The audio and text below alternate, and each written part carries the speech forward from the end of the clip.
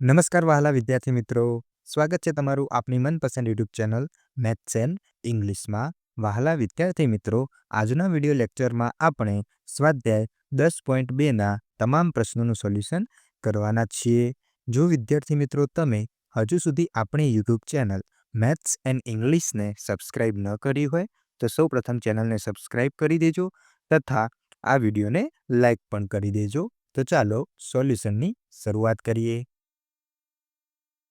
સ્વાધ્યાય 10.2 જેમાં પ્રશ્ન નંબર 1 છે, નીચેની સંખ્યાઓને તેમના પ્રમાણિત સ્વરૂપમાં દર્શાવો. જેમાં પહેલી સંખ્યા આપેલી છે 0 પોઈન્ટ, પછી કેટલાક 0 લખ્યા છે અને 85 લખ્યા છે. હવે આને આપણે પ્રમાણિત સ્વરૂપમાં દર્શાવવાની છે.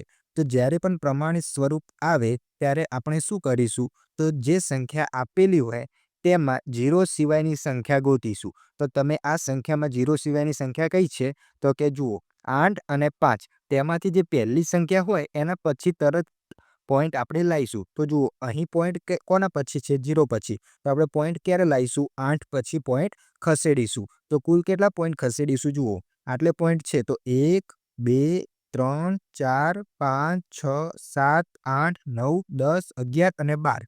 કુલ કેટલા પોઈન્ટ ખસેડીશું, 12. અને કઈ તરફ ખસેડીશું, જમણી બાજુ. તો જ્યારે પણ જમણી બાજુ પોઈન્ટ ખસેડીશું તો અહીં શું થશે, 8.5 થઈ જશે, બરોબર. હવે ગુણાકારમાં આપણે કઈ બાજુ પોઈન્ટ ખસેડ્યા, જમણી બાજુ, અને કેટલા ખસેડ્યા, 12. તો જ્યારે જમણી બાજુ ખસેડીએ ત્યારે પોઈન્ટ આપણે લખીશું -12. જમણી બાજુ ખસેડીશું તો માઇનસ લખીશું અને ડાબી બાજુ ખસેડીશું તો પ્લસ લખીશું. તો આ થઈ ગયું આનું પ્રમાણિત સ્વરૂપ. ત્યારબાદ બીજા નંબરમાં છે, જુઓ અહીં પણ પોઈન્ટ કોની પછી છે, 0 પછી છે. તો આપણે પોઈન્ટ કોની પછી લગાવવાનો છે, 9 પછી, એટલે કે 9.42 લખવાનું છે. તો અહીં લખી દઈએ 9.42. હવે ગુણાકારમાં કેટલા પોઈન્ટ ખસેડવા પડશે, જુઓ 1 2 3 4 5 6 7 8 9 10 11 અને 12. તો આમાં પણ શું આવશે, 10 - 12. ત્યારબાદ હવે જુઓ આમાં સંખ્યા કઈ છે, 602. તો આપણે પોઈન્ટ ક્યાં લગાવવાનો છે, 6 પછી.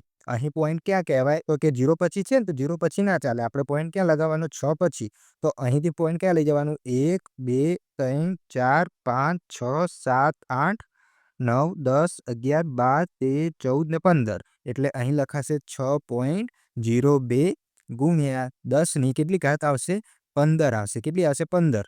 આ પ્લસ આવશે, કેમ, કારણ કે આપણે પોઈન્ટ કઈ બાજુ ખસ્યા, ડાબી બાજુ. તો ડાબી બાજુ ખસીએ તો પ્લસ ઘાત આવશે અને જમણી બાજુ ખસીશું તો માઇનસ ઘાત આવશે. ત્યારબાદ તેના પછી આનો જવાબ આવશે 8.37 ગુણ્યા, હવે પોઈન્ટ કેટલા ખસવાના, જુઓ 1 2 3 4 5 6 7 8 9.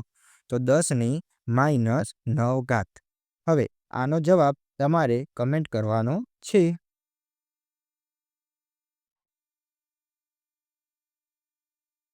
ત્યારબાદ પ્રશ્ન નંબર 2 છે, નીચેની સંખ્યાઓને તેમના સામાન્ય સ્વરૂપે લખો. તો તમે અહીં જોઈ શકો છો 3.02 ગુણ્યા 10 - 6.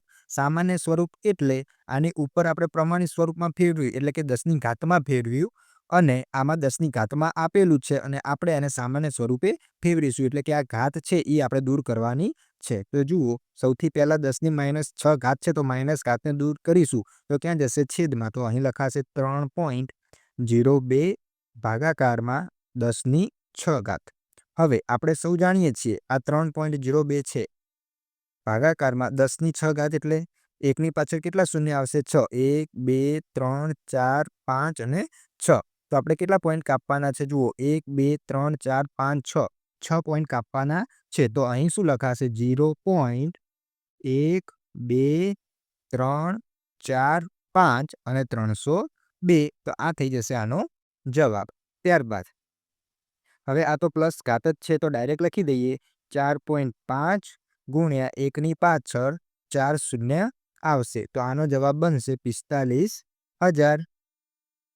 ત્યારબાદ આ પાછી માઇનસ ઘાત આવી, તો ડાયરેક્ટ હું લખી દઉં છું 3 ભાગાકારમાં 1 2 3 4 1 2 3 4 8 શૂન્ય થઈ ગયા. હવે આના આપણે પોઈન્ટ કાપી દઈએ તો પોઈન્ટમાં લખાશે 0.1 2 3 4 5 6 7 અને પાછળ તગડો, જેથી 8 પોઈન્ટ આપણે કપાઈ જશે. હવે આનો જવાબ આપણે ડાયરેક્ટ લખી દઈશું. આનો જવાબ બનશે 1 પછી 3 શૂન્ય પાછો 1 અને હવે 5 શૂન્ય આવશે તો આપણે લખી દઈએ 1 2 3 4 અને 5. એવી રીતે આનો ડાયરેક્ટ જવાબ બનશે 58 અને જુઓ આટલે 12 ઘાત છે અને આટલે 1 પોઈન્ટ છે તો કુલ કેટલા શૂન્ય આવશે વિદ્યાર્થી મિત્રો? 11 શૂન્ય આવશે. તો 11 શૂન્ય લખી દઈએ 1 2 3 4 5 6 7 8 9 10 અને 11. તેવી જ રીતે આ જુઓ 1 2 3 4 5 5 પછી પોઈન્ટ છે અને 6 ઘાત છે તો ખાલી કેટલા શૂન્ય આવશે? 1 જ શૂન્ય આવશે.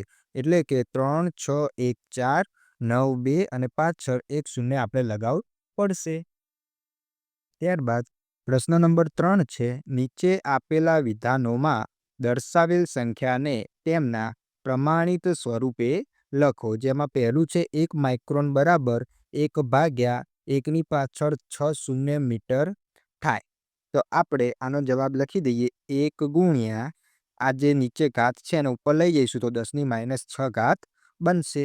ત્યારબાદ એક ઇલેક્ટ્રોનનો વીજભાર આટલા કુલંબ છે તો આની પાછળ આપણે મીટર પણ લખી દઈશું કારણ કે એકમ આપણને આપેલો છે. હવે આનો જવાબ બનશે 1.6 ગુણ્યા 10 ની -19 કુલંબ. ત્યારબાદ ત્રીજા દાખલાનો જવાબ આવશે 5 ગુણ્યા 10 ની -7 મીટર. ત્યારબાદ ચોથા દાખલાનો જવાબ આવશે 1.275 ગુણ્યા 10 ની -5 મીટર અને છેલ્લા દાખલાનો જવાબ આવશે 7 ગુણ્યા 10 ની -2 મિલીમીટર. ત્યારબાદ પ્રશ્ન નંબર 4 જોઈએ. એક થપ્પીમાં 20 મીમી જાડાઈ હોય તેવી 5 ચોપડી અને 0.016 મીમી જાડાઈના 5 કાગળ ગોઠવેલા છે.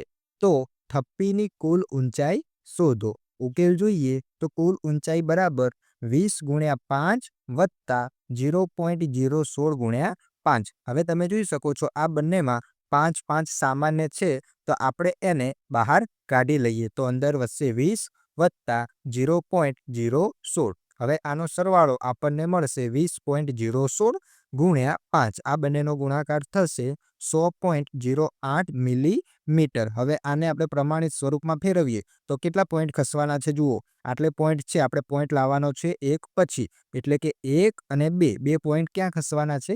ડાબી બાજુ.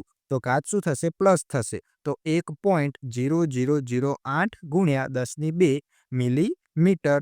આમ થપ્પીની કુલ ઊંચાઈ 1.0008 ગુણ્યા 10 ની 2 મિલીમીટર થાય. તો વિદ્યાર્થી મિત્રો અહીં આપણે સ્વાધ્યાય 10.2ના તમામ દાખલાઓનું સોલ્યુશન પૂર્ણ કરીએ છીએ. મળીશું એક નવા વિડીયો સાથે. જોડાયેલા રહો મેથ્સ એન્ડ ઇંગ્લિશ યુટ્યુબ ચેનલમાં. ધન્યવાદ.